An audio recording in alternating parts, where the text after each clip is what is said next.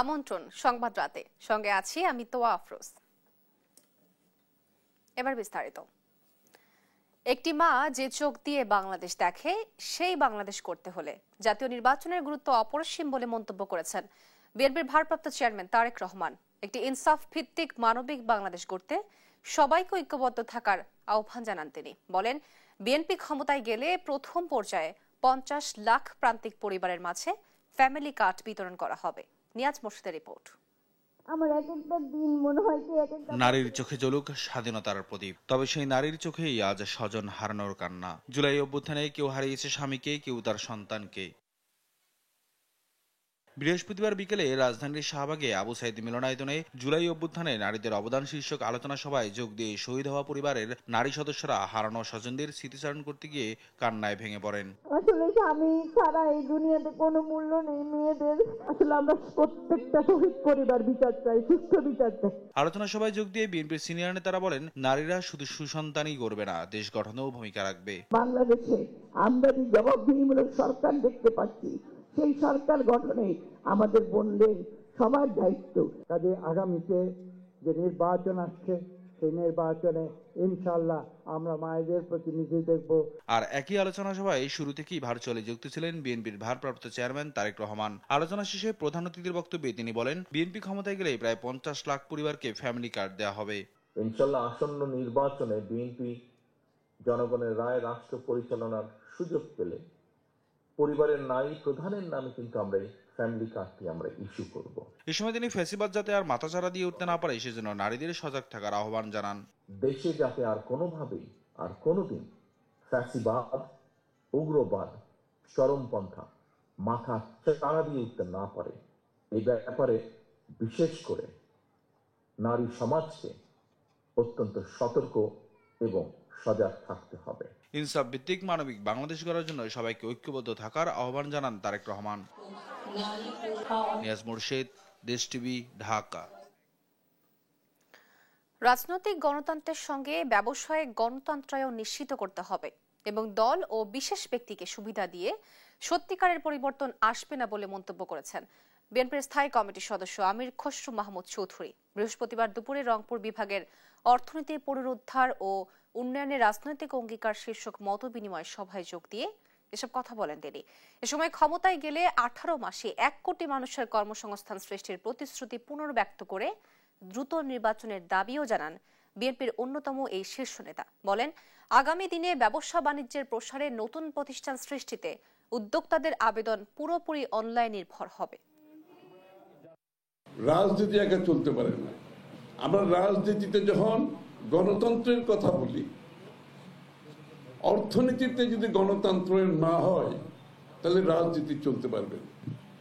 এটা হচ্ছে বিএনপির নতুন ভাবনা। একদলীয় সরকার চালিত অর্থনীতি থেকে মুক্ত বাজার অর্থনীতির কনসেপ্টই ছিল এটা, যেটা লেভেল প্লেইং ফিল্ড সৃষ্টি হবে, প্রত্যেকটি নাগরিক সমানভাবে অর্থনীতিতে অংশগ্রহণ করতে পারে। কিছুদিনের মধ্যেই জাতীয় নির্বাচনের তারিখ ঘোষণা হবে বলে জানিয়েছেন আইন উপদেষ্টা ডক্টর আসিফ নজরুল। জানান, ইতিহাসের সেরা নির্বাচন করতে চায় অন্তর্বর্তী সরকার। আর প্রধান উপদেষ্টার প্রেস সচিব শফিকুল আলম জানান, প্রধান উপদেষ্টার ঘোষিত সময়েই নির্বাচন হবে, পেছানোর কোনো সুযোগ নেই। সচিবালয়ে আলাদা অনুষ্ঠানে এসব কথা বলেন তারা। তৌফিক মাহমুদ মুন্না রিপোর্ট। ছাত্র জনতার আন্দোলনের মুখে সাবেক প্রধানমন্ত্রী শেখ হাসিনা দেশ ছাড়ার পর দেশ পরিচালনার দায়িত্ব নেয় ডক্টর মোহাম্মদ ইউনূসের নেতৃত্বে অন্তর্বর্তী সরকার। সম্প্রতি লন্ডনে বিএনপির ভারপ্রাপ্ত চেয়ারম্যান তারেক রহমানের সঙ্গে বৈঠকের পর ফেব্রুয়ারিতে নির্বাচনের কথা জানান প্রধান উপদেষ্টা। এখন নির্বাচনী আলোচনায় সরগরম পুরো দেশ। এমন পরিস্থিতিতে বৃহস্পতিবার দুপুরে বিএসআরএফ সংলাপে কথা বলেন প্রধান উপদেষ্টার প্রেস সচিব শফিকুল আলম। আগামী 5-6 দিন সরকারের জন্য খুবই গুরুত্বপূর্ণ উল্লেখ করে তিনি বলেন, যা কিছু হোক নির্বাচন পেছানোর কোনো সুযোগ নেই। আগামী 5-6টা দিনে আমরা বুঝবো যে আমরা সামনে কোথায় যাচ্ছি।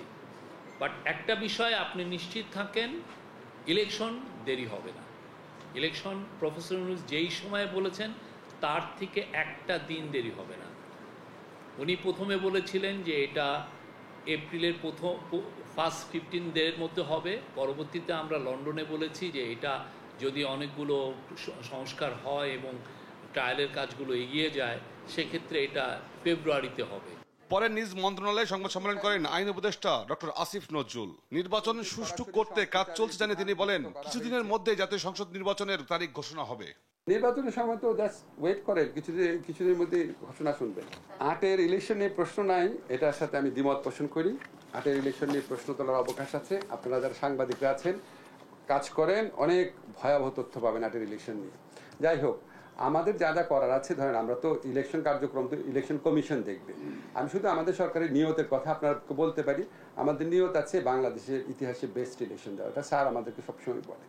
আইন মন্ত্রণালয় গেল 1 বছরে 15,000-এরও বেশি রাজনৈতিক হয়রানিমূলক মামলা প্রত্যাহারের সুপারিশ করেছে বলে জানান আইন উপদেষ্টা। চাপ কমে, মানুষের হয়রানি কমে, মানুষের। তৌফিক মাহমুদ মুন্না, দেশ টিভি, ঢাকা।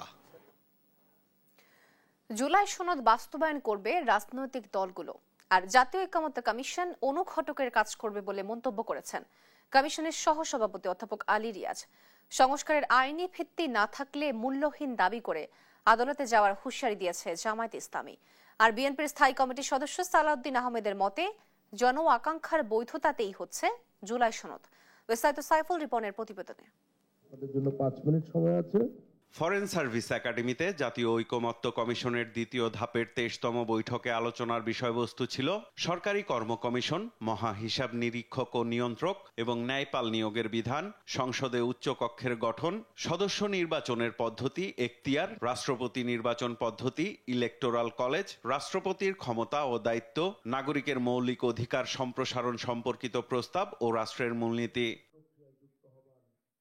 বৈঠকে কমিশনের সহসভাপতি অধ্যাপক আলী রিয়াজ ঐকমত্যের বিষয়গুলো কিভাবে বাস্তবায়ন হবে তা নিয়ে রাজনৈতিক দলগুলোকে নিজেদের মধ্যে আলোচনার তাগিদ দেন। আমরা অনুঘটকের কাজ করব, পাশাপাশি আমরা আনুষ্ঠানিক এবং অনানুষ্ঠানিক যোগাযোগের বাইরেও পরবর্তী সময় যতটা সম্ভব দ্রুততার সঙ্গেই আমরা এই বিষয়গুলো আলোচনার জন্য আপনাদের সাথে আবার মিলিত হব। এদিন সরকারি কর্ম কমিশনের নিয়োগ সহ 4 সাংবিধানিক প্রতিষ্ঠানের নিয়োগ প্রক্রিয়া, সাংবিধানিক কাঠামোতে নিয়ে আসার প্রস্তাব, রাষ্ট্রপতি নির্বাচন সহ বিভিন্ন ইস্যুতে নোট অফ ডিসেন্ট সহ ঐকমত্য গ্রহণ করে কমিশন। পরে এ নিয়ে মতামত দেয় রাজনৈতিক দলগুলো। বাংলাদেশের মানুষেরা এক দল দুই দল তাদের মধ্য দিয়ে পরিচালিত না হওয়ার জায়গা থেকে আমরা অনেকগুলো দল তাদের সন্নিবেশের মধ্য দিয়ে দেশটা পরিচালিত হবে। গণতন্ত্রের একটা অবাধ চর্চা হবে। আমরা একটা ডায়ালগ নির্ভর, আমরা একটা পলিসি নির্ভর একটা দেশ আমরা বিনির্মাণ করতে পারবো। সেই আকাঙ্ক্ষার জায়গা থেকেই উচ্চকক্ষ এবং নিম্নকক্ষের কথা আমরা বলেছি। জামায়াতের নায়েবে আমির হুঁশিয়ারি দেন, সংস্কার নিয়ে আলোচনার আইনি ভিত্তি না এলে আইনের দ্বারস্থ হবেন তারা। এটা সরকারের দায়িত্ব, কমিশনের দায়িত্ব, কারণ এটা তারা জাতির কাছে ওয়াদাবদ্ধ যে তারা একটা রিফর্মস করবে বাংলাদেশে। সুতরাং আমরা আশা করি তারা তাদের ওয়াদা বাস্তবায়নের জন্য এখনই উদ্যোগী হবেন। তো এইটাই তো আর একটা বিষয়, ওয়াদার পক্ষের কথা। যারা ওয়াদা করছেন আমরা রিফর্ম করব, এই গভর্নমেন্ট, তারাও যদি আইনি ভিত্তি না দেয় তাহলে তো ওয়াদা ভঙ্গ শুরু হয়ে গেল। তো এখনই যত শুরু হয়ে যায়, ভবিষ্যতে তো এটা অগ্রসর হতে থাকিবে, এবং অতীত আমাদের তাই বলেছে। বিএনপির স্থায়ী কমিটির সদস্য সালাউদ্দিন আহমদ বলেন, জুলাই সনদের আইনি ভিত্তি জনগণের আকাঙ্ক্ষা। জুলাই ঘোষণাপত্র সংবিধানে সংযোজন করার কথাও জানান তিনি। এই ঘোষণাপত্রের সাংবিধানিক এবং রাষ্ট্রীয় স্বীকৃতি আমরা দেবো। কোথায় দেবো বলেছি, 4র্থ তফসিলে সেটা আমরা বর্ণিত করব। গণ অভ্যুত্থানকে আইন মেনে হয়েছে? গণ অভ্যুত্থানের কোনো লিগ্যালিটি আছে, কনস্টিটিউশনালিটি আছে? বাট সুপ্রিম ডক্ট্রিন হচ্ছে কি?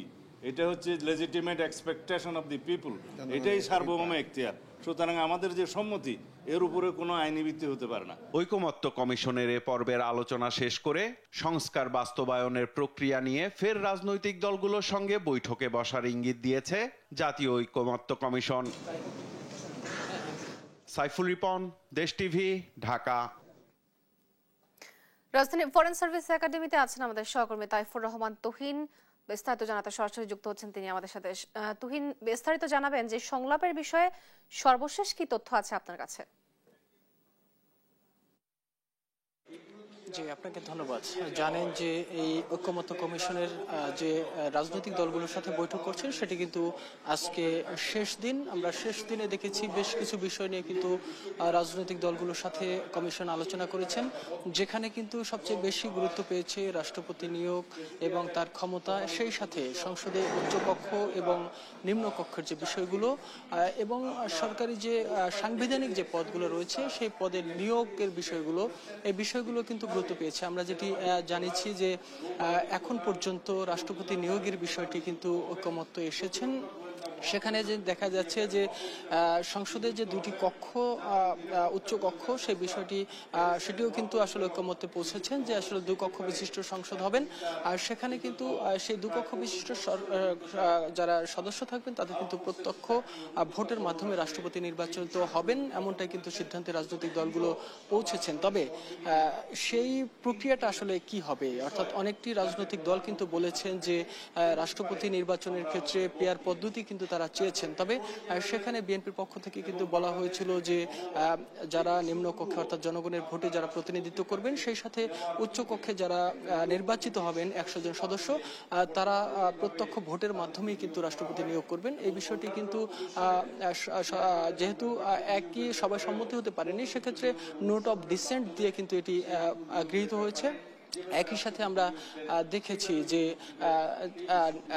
রাষ্ট্রীয় যে সাংবিধানিক যে পদগুলো রয়েছে সেই পদগুলোতে রাষ্ট্রপতি কিভাবে নিয়োগ দিবেন এবং সেই বিষয়গুলো নিয়ে কিন্তু বিস্তর আলোচনা হয়েছে। সেখানেও কিন্তু আসলে সব বিষয় ঐকমত্য পৌঁছানো যায়নি। সেখানেও আমরা দেখেছি যে বিভিন্ন রাজনৈতিক দলগুলো কিন্তু বলেছেন যে প্রায় অনেকগুলো পদে কিন্তু তারা সরাসরি রাষ্ট্রপতির হাতেই ক্ষমতা রেখেছেন। সেখানে কিন্তু বিএনপি, জামাত সহ বেশ কয়েকটি রাজনৈতিক দল তারা কিন্তু বিরোধিতা করেছেন, বলেছেন যে এই পদে সরাসরি রাষ্ট্রপতি নিয়োগ দিবেন এবং সেই সাথে কিছু কিছু পদে রাষ্ট্রপতি প্রধানমন্ত্রীর সাথে আলোচনা সাপেক্ষে তারা নিয়োগ প্রক্রিয়া সম্পন্ন করবেন। একই সাথে এই মুহূর্তে কিন্তু আমরা দেখছি যে নাগরিকের মৌলিক অধিকার বিষয় নিশ্চিত করার জন্য বেশ কয়েকটি দাবি কমিশনের সুপারিশ ছিল, সেই বিষয়গুলো নিয়ে কিন্তু আলোচনা এখন পর্যন্ত চলছে। তবে শেষ পর্যন্ত আসলে প্রোগ্রাম শেষে, অনুষ্ঠানের শেষে কিন্তু আনুষ্ঠানিক ব্রিফিং আমরা জানতে পারবো আসলে মোট 20টি বিষয়ের মধ্যে কতগুলো বিষয়গুলোতে রাজনৈতিক দলগুলো ঐকমত্য হয়েছেন এবং বাকি কতগুলোতে তারা নোট অফ ডিসেন্ট নিয়ে তারা কিন্তু ঐকমত্য পৌঁছেছে। সে বিষয়গুলো কিছুক্ষণের মধ্যে হয়তো আমরা এই বিষয়গুলো স্পষ্ট করতে পারবো এবং আমরা আপনার মাধ্যমে সাধারণ দর্শকদেরকে জানিয়ে দিতে পারবো। তুহিন, আপনাকে ধন্যবাদ। দর্শক, রাজধানীর ফরেন সার্ভিস একাডেমি থেকে সংলাপের বিস্তারিত জানাচ্ছিলেন আমাদের সহকর্মী তাইফুর রহমান তুহিন। দেখছেন সংবাদ রাত। নীতি সুধার 10% রেখেই নতুন মুদ্রানীতি ঘোষণা করেছে Bangladesh bank. Governor Ahsan H Mansur বলেন, বাংলাদেশের রাজনৈতিক অস্থিরতা অস্বীকার করার উপায় নেই। তারপরেও মূল্যস্ফীতি 3 থেকে 5% নামিয়ে আনার আশা প্রকাশ করেন তিনি। আরো জানাচ্ছেন জান্নাতুল মোহনা। বৃহস্পতিবার দুপুরে কেন্দ্রীয় ব্যাংকের সদর দপ্তরে এক সংবাদ সম্মেলনে নতুন মুদ্রানীতি ঘোষণা করেন বাংলাদেশ ব্যাংকের governor doctor Ahsan H Mansur. Observe করতে হবে শুধু না, কিভাবে সেটাকে ট্যাকল করা যায় সেটাও চিন্তা করতে হবে। এ সময় নীতি সুদ হার 10% রেখেই নতুন মুদ্রানীতি ঘোষণা করেন তিনি। জানান, মূল্যস্ফীতি কমে এলে এবং বাজারে স্থিতিশীল রাখতে পারলে প্রবৃদ্ধি বাড়বে। আমরা যেটা চাচ্ছি যে ইনফ্লেশনটা আরো কমতে হবে, তা না কমা পর্যন্ত আমাদের এই পলিসি স্ট্যান্সটা একটু টাইটার পজিশনে থাকবে। আমরা চাচ্ছি ইনফ্লেশনটাকে ক্রমান্বয়ে একটা রেঞ্জে নিয়ে আসতে। সেটা আমাদের মনে হয় যে এটা 3 থেকে 5-এর মধ্যে যদি আমরা আনতে পারি, হয়তো একটু সময় লাগবে, সেটা আমাদের লক্ষ্য। বাংলাদেশ ব্যাংকের ড্রেস কোড ইস্যুতে বিদেশিদের নাক গলানোর কিছু নেই বলেও মন্তব্য করেন গভর্নর। একে বড় কিছু করে দেখার প্রয়োজন নাই এবং বিদেশিদের এটা নিয়ে নাক গলানোর কোনো প্রয়োজন আছে বলে আমি মনে করি না। এটা আমাদের পিওরলি ইন্টারনাল ব্যাপার এবং ভুল হতেই পারে অ্যাডমিনিস্ট্রেটিভ স্টেজে, লোয়ার স্টেজে, সেটাকে আমরা রেকটিফাই করে ফেলেছি। এছাড়া গভর্নর জানান, বৈশ্বিক পরিস্থিতি বিবেচনায় রপ্তানিমুখী অর্থনীতিতে চাপ বাড়তে পারে। এই প্রেক্ষাপটে মূল্যস্ফীতি এবং ব্যাংকিং খাত স্থিতিশীল রাখা বাংলাদেশ ব্যাংকের দুটি প্রধান কাজ। আমাদের এমপ্লয়মেন্ট মার্কেটটাই ভেরি ইম্যাচিউরড একটা মার্কেট। জান্নাতুল মোহনা, দেশ টিভি, ঢাকা। দর্শক, এই ছিল এখনকার সংবাদ রাত। পরের বুলেটিন দেখার আমন্ত্রণ রইল। ধন্যবাদ সবাইকে।